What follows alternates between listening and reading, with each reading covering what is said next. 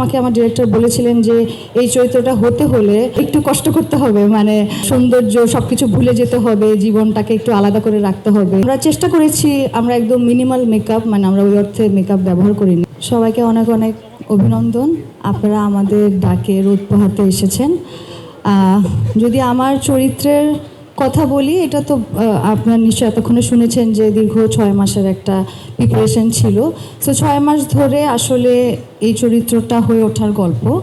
তো স্পেসে যাওয়া আসা এখন অনেক ডিটেলে বলতে পারবো না বা চাইও না, কারণ এটা একটা সময় আসবে তখন অনেক বিস্তর আলোচনা করা যাবে। তবে এতটুকু বলি যে একটা চরিত্র কাছাকাছি পৌঁছাতে এটা ব্যক্তি জীবনে আমার কাছে মনে হয় যে লিভিংয়ের একটা বিষয় আছে, সেটা সব কাজে সম্ভব হয় না। এই কাজটা করতে গিয়ে আমি এটা পেরেছি। সো অনেক অনেক কিছু আমরা চেষ্টা করেছিলাম। আমাকে আমার ডিরেক্টর বলেছিলেন যে এই চরিত্রটা হতে হলে একটু কষ্ট করতে হবে, মানে সৌন্দর্য সবকিছু ভুলে যেতে হবে, জীবনটাকে একটু আলাদা করে রাখতে হবে।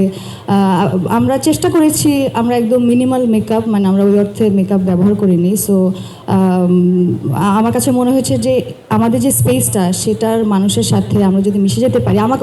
আমাকে একটা কথা বলেছিল যে এই অঞ্চলে মানে ওই স্পেসে যে মানুষরা তাদের সাথে আমি দাঁড়ালে যদি আমাকে কাট আউট না মনে হয় তাহলে ক্যারেক্টারটা হবে। সো ওইটাই চেষ্টা করেছি। আসলে এটা সমস্ত কৃতিত্ব বা সব কিছু আসলে ডিরেক্টরের। আমি টিম এবং ডিরেক্টরের সব কথাই শোনার চেষ্টা করেছি। সো হয়তো ওই কারণে আপনাদের একটু আলাদা মনে হচ্ছে। ধন্যবাদ।